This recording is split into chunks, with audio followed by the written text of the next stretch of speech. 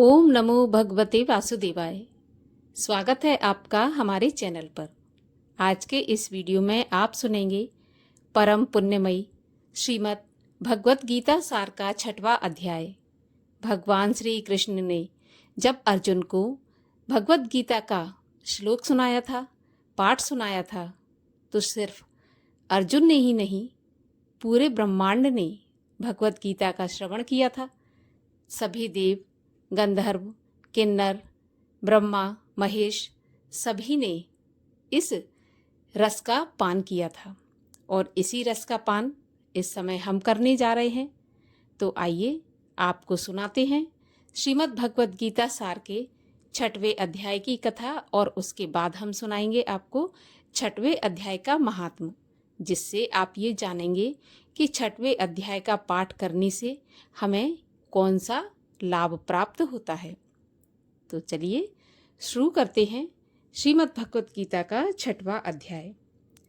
भगवान श्री कृष्ण जी बोले, हे अर्जुन, जिसकी कर्म फल में आसक्ति नहीं और कर्मों को करता है वह सन्यासी और योगी है, और जिसने हवन आदि लौकिक कर्म छोड़ दिए हैं वह योगी नहीं है।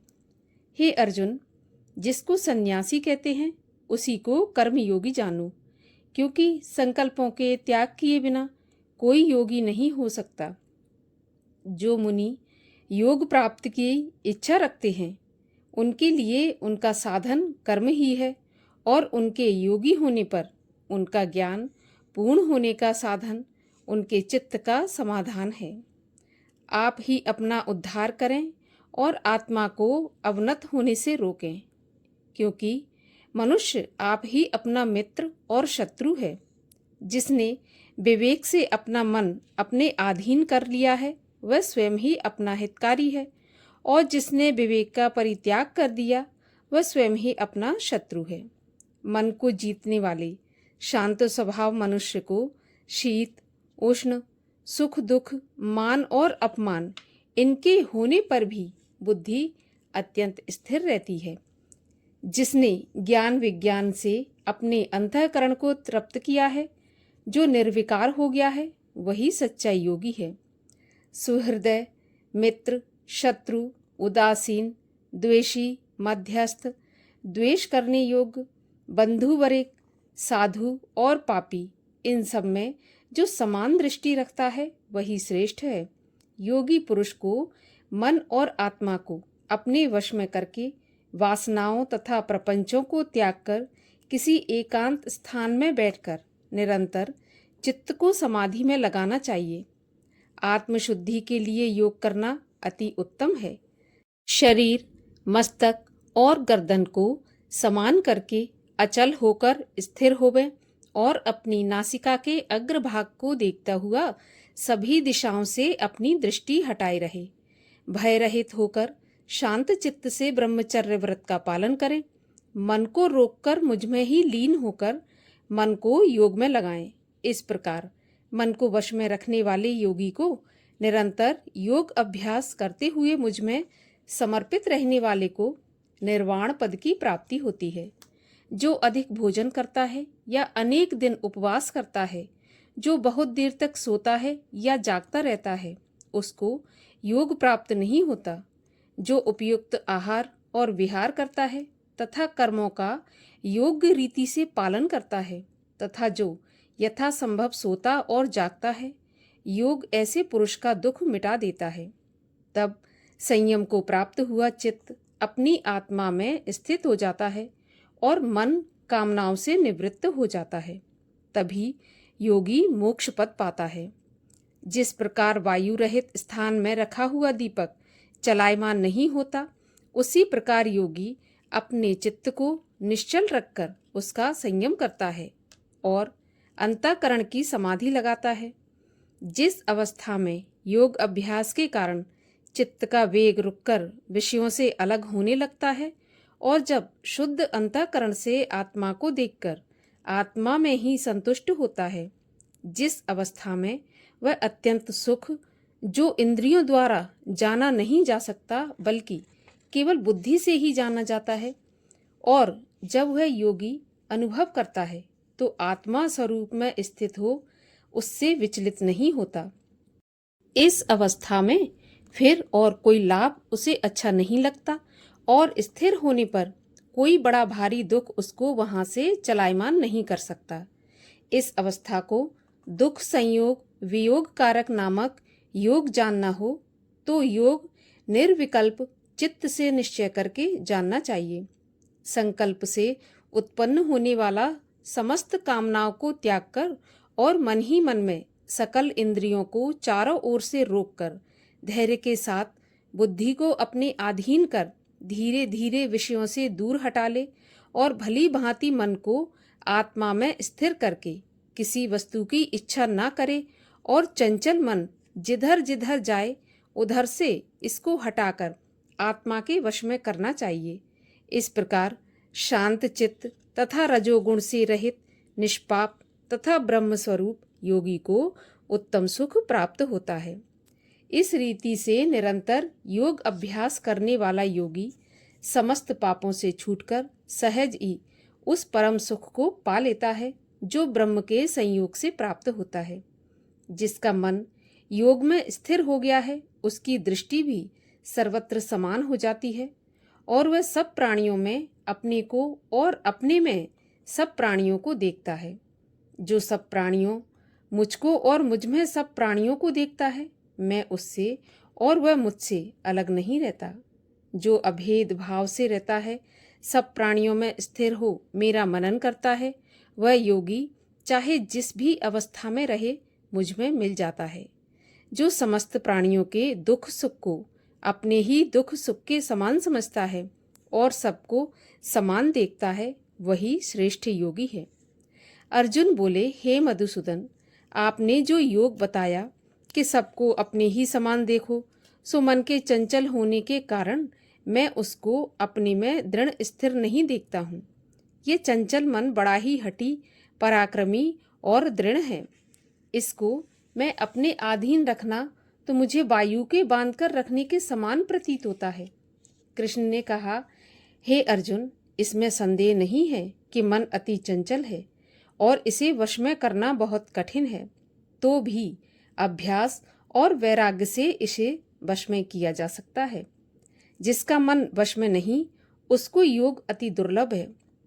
अर्जुन ने कहा, हे श्री कृष्ण, जिसमें श्रद्धा तो है पर योग प्राप्त करने में सफल नहीं हुआ और जिसका चित्त योग से विचलित हो गया है वह योग सिद्धि न पाने से किस गति को प्राप्त होता है। तब श्री कृष्ण बोले, उसका यहाँ नाश नहीं होगा और परलोक में भी नहीं होगा, क्योंकि उत्तम कर्म करने वाले किसी मनुष्य की दुर्गति नहीं होती। योग में असफल मनुष्य बहुत दिनों तक पुण्यवानों को प्राप्त होने वाले लोकों में वास करता है और फिर वहां से किसी पवित्र और धनवान मनुष्य के घर में जन्म लेता है। यह योगियों के वंश में जन्म लेकर पूर्व जन्म के बुद्धि संस्कार अर्थात आत्मज्ञान को पाता है और उससे अधिक सिद्धि के बल में अनेक विघ्नों के पड़ने पर भी वह मोक्ष को प्राप्त होता है। योग की केवल इच्छा ही हो तो पुरुष ब्रह्म के ऊपर जा पहुंचता है। जो बड़े परिश्रम और यत्न से योग अभ्यास करता है वह मोक्ष को पाता है। बड़े तपस्वियों से योगी श्रेष्ठ है। जो शुद्ध होकर अनेक जन्मों में परिश्रम करके सफल होता है और ज्ञानियों से भी योगी श्रेष्ठ है। इसलिए तुम योगी बनो। केवल मुझ में ही मन लगाकर योग प्राप्ति के लिए जो मेरा भजन करता है उसको समस्त योगियों में से मैंने अत्यंत श्रेष्ठ माना है। इस प्रकार 6वें अध्याय में भगवान श्री कृष्ण ने अर्जुन को योग और योग अभ्यास के बारे में बताया। और अब सुनते हैं 6वें अध्याय का महात्मा। भगवान श्री हरि विष्णु लक्ष्मी जी से बोले, हे लक्ष्मी, अब 6ठे अध्याय का महात्मा सुनो। गोदावरी नदी के तट पर एक नगर था। वहां पर जनश्रुति राजा था। वह बड़ा धर्मज्ञ था। एक दिन उस नगर में कई हंस उड़ते उड़ते आकर बैठे। उनमें से एक हंस बैठते ही उतावला होकर उड़ गया। तब नगर के पंडितों ने कहा कि हंस, तू ऐसा उतावला क्यों उड़ा? क्या तू राजा जनश्रुति से पहले ही स्वर्ग जाना चाहता है? तब उन पक्षियों में जो सरदार था उसने कहा, इस राजा से भी बढ़कर एक रैयक मुनि श्रेष्ठ हैं, वह बैकुंठ के अधिकारी होंगे।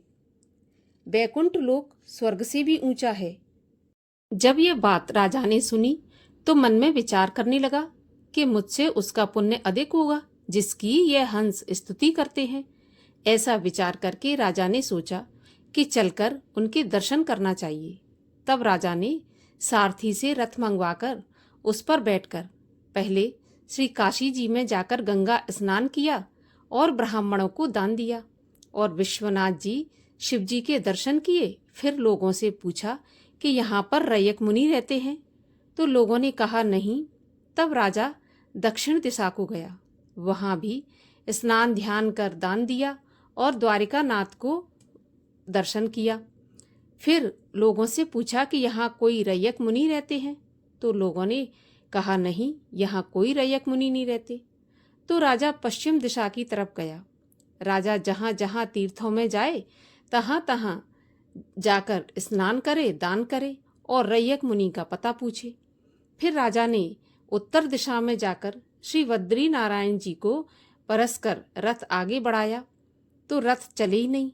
तब राजा ने कहा, मैंने समस्त पृथ्वी की परिक्रमा करी परंतु किसी भी स्थान पर मेरा रथ नहीं अटका। यहाँ पर रथ अटक गया। इससे ऐसा प्रतीत होता है कि यहाँ पर अवश्य ही कोई ऐसी पुण्य आत्मा रहती है जिसके तेज से मेरा रथ आगे नहीं बढ़ रहा। तब राजा रथ से उतरकर आगे चला तो देखा कि पर्वत की कंदरा में एक मुनि बैठे हैं जिसके तेज से सूर्य की किरणों के समान प्रकाश हो रहा है। तब राजा ने प्रकाश को देखते ही कहा कि अवश्य ही यह रैयक मुनि ही होंगे। तो राजा ने दंडवत करके चरण वंदना करी और हाथ जोड़कर स्तुति करी।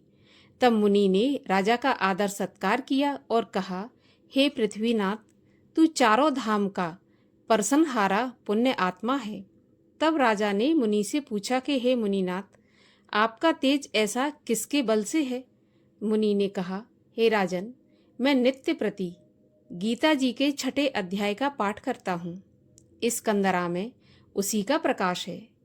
ये सुनकर राजा ने अपने पुत्र को बुलाकर कहा कि पुत्र, आज से तू राज्य संभाल, अब मैं तीर्थों को जाता हूँ।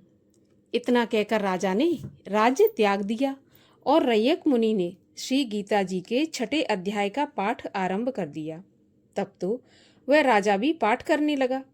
उस पाठ के प्रताप से राजा त्रिलोकीदर्शी हो गया। इस प्रकार दोनों को वन में रहते रहते कई वर्ष व्यतीत हो गए। एक दिन प्राणायाम करके दोनों ने देह त्याग दी। तब स्वर्ग से विमान आए जिन पर बैठकर वे वैकुंठ धाम को चले गए। इस प्रकार श्रीमद् भगवद गीता का 6वां अध्याय और महात्म्य यहीं पर समापन होता है। अगले अध्यायों की कथाएं सुनने के लिए और महात्म्य सुनने के लिए चैनल को सब्सक्राइब अवश्य कर लीजिए और अगर आज की कथा अच्छी लगी हो तो लाइक करके शेयर भी कर दीजिए।